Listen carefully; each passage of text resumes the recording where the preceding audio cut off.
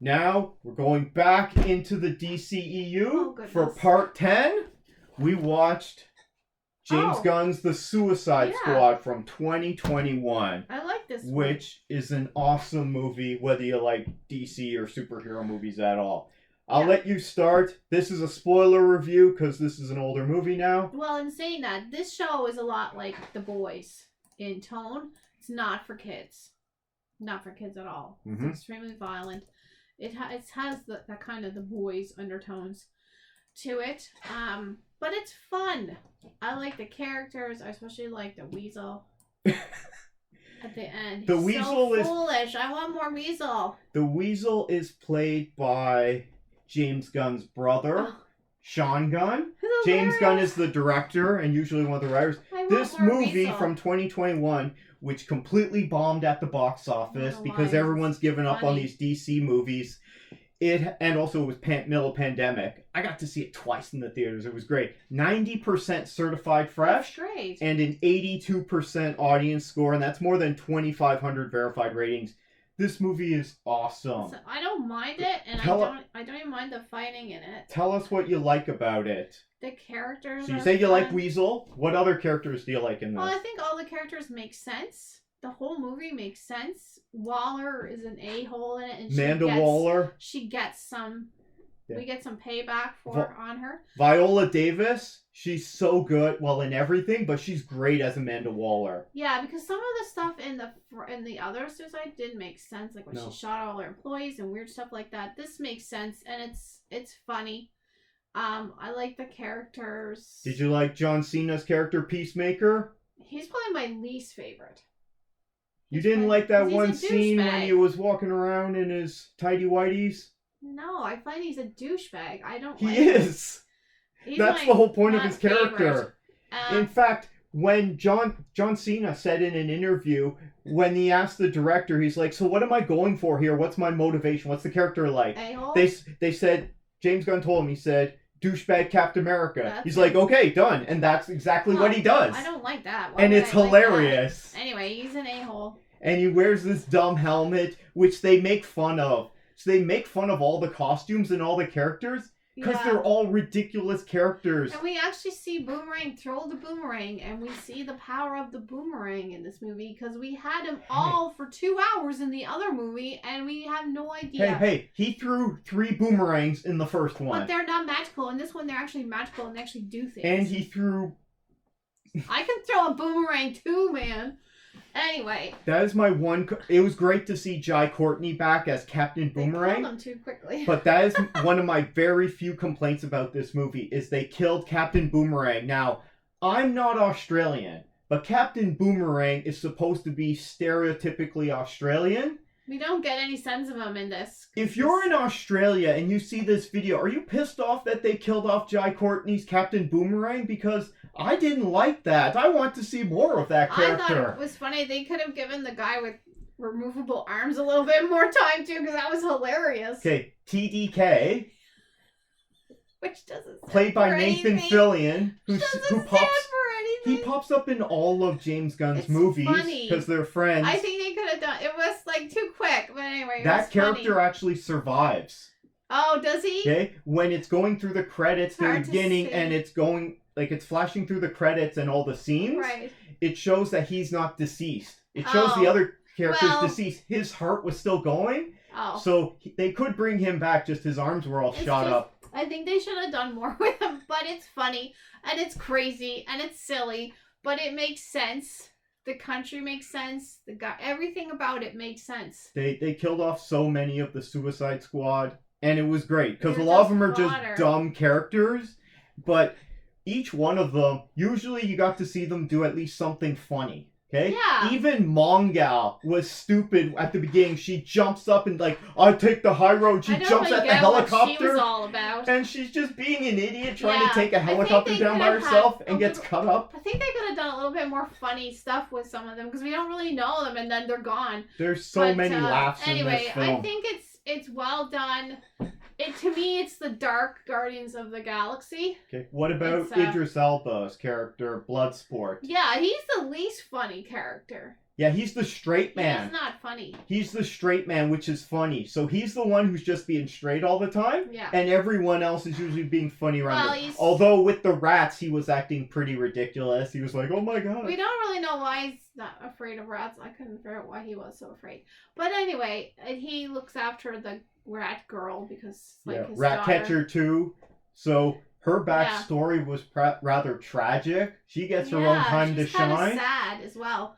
But she's a funny character. She's so sleepy all the time.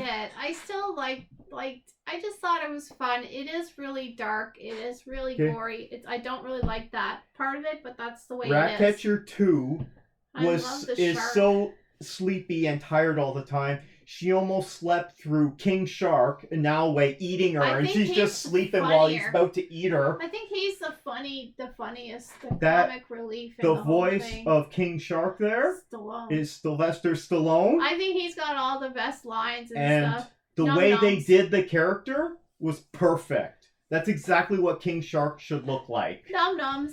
Anyway, I think he's dumb. He's just funny. I thought he was really funny. I think some of the other characters, they could have done more funny things. They were just so quick in the movie. They were there for like 30 seconds and they were gone. But he's really funny. And my other complaint about this movie is they killed Rick Flag, Joel Kinnaman's character. Yeah. He's supposed to always be with the Suicide Squad. I know why they did it, and that becomes it was part of the narrative is why they did it, and it makes sense, but it also becomes part of the narrative in the next part that we're going to watch. So that was good. But Joel Kinnaman did a great job. There's high stakes in it, and what's his face? Peter Capaldi shows up as the Thinker, and he looks absolutely ridiculous with all this stuff on his head. He must have had such a ball with it. He shows up in a tracksuit. He's like, I just chill out, even though he's this ridiculous supervillain. He was having so much fun with that.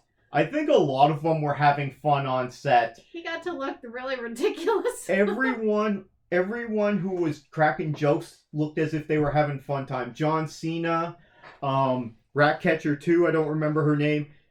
Idris Elba looked like he was having a blast. Margot Robbie she's one of the least funny characters in this for me. Yeah, she's not that funny. This is probably the best portrayal of her Harley Quinn that we've seen. I like it more than the Fantabulous Emancipation one, Harley Quinn, the Birds of Prey movie. I liked it more than the Suicide Squad one. So this was really good. I enjoyed it. Who else we got? David Dastmalchian shows up as the Polka Dot Man. His was weird. The most ridiculous. It's ridiculous. Okay. But they make you care for the character, and he has some funny moments because everyone he sees is his mom. I know. They must have made that actress work a lot because she had to put on all those different outfits. Fun doing that, I could tell. Anyway, it's just funny. I enjoy it. It's not for kids. It's violent. So if you don't like violence, don't go see it. There's hardcore violence and gruesomeness. Mind it as much. There's a lot of sex and nudity. And there's a lot of swearing. There's a bunch of nudity in it. There's a great scene where Bloodsport, Idris Elba's character, and Peacemaker, John Cena's character, have this kill-off. And they're just walking through this rebel camp, killing all of them, and they're just trying to up it and make it more violent, and they're competing with each other. I'm not going to spoil how they do it, but then at the end, they bust into the tent, and Rick Flag's sitting there with the leader of the rebels, who they're supposed to team up with, and they just kill all of them. Because these are like, instead of the B team, these guys are like the L team, right? Waller told us that you might be here, so they just decide they'd kill everyone instead of seeing what's going on. They kill everyone. And then they're like, what happened to my men out there? Why didn't they alert me? We didn't see anyone. We didn't see anyone. And then King Shark is like, nom nom, and then cops off a finger. Yeah. Oh, and Polka Dot Man, he's sitting there. I turned them into my mom and killed them all. Yeah, well, he's a bit depressing. But anyway, it's fun. It makes sense. It's the dark side. It's the dark Guardians of the Galaxy. Oh, it definitely is. What it is. is. I think it's real fun. Anyway, I definitely like this one. This is one of the good ones. Is this your favorite DCEU movie we've watched so far? No, I like the Shazam ones better. Shazam is there for you? Yeah. And then this? Yeah. Okay, so this is above Aquaman or the other Suicide Squad. Birds of Prey, you like that a bit? This one, the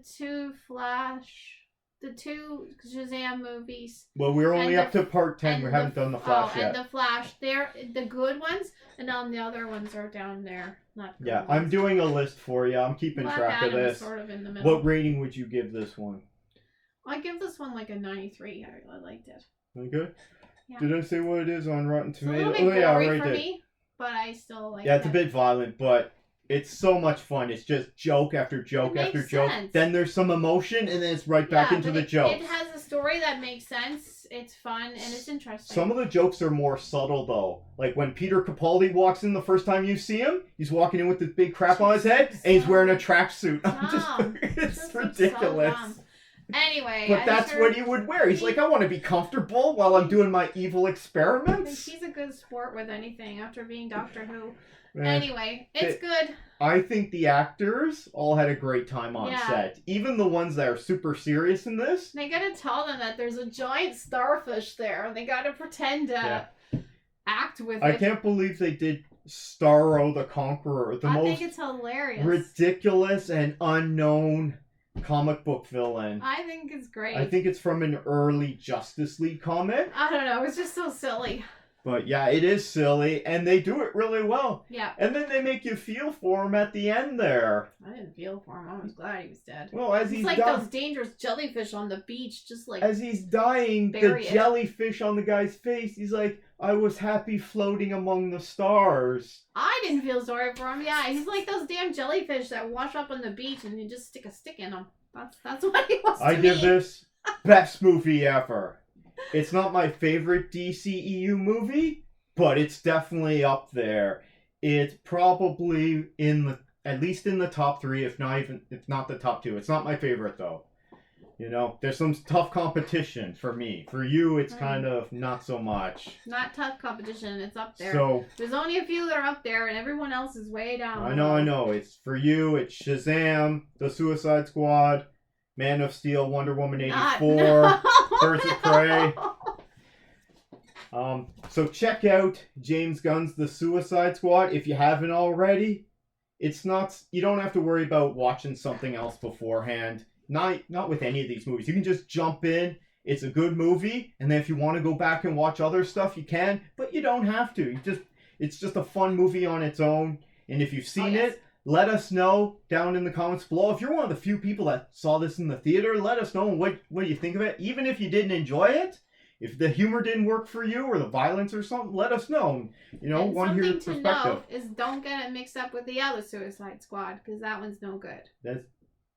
We talk about that on our David Ayer's Suicide Squad from 2016 was a bad movie, but I had fun with it. And has that irritating Cara Delevingne or whatever. You had fun with it too. It's not good. Remember at the end? Remember at the end when she's all flippity floppity? That was the worst. You're like, what is going on here? That's so bad. Anyway, don't get it mixed up and get the wrong one.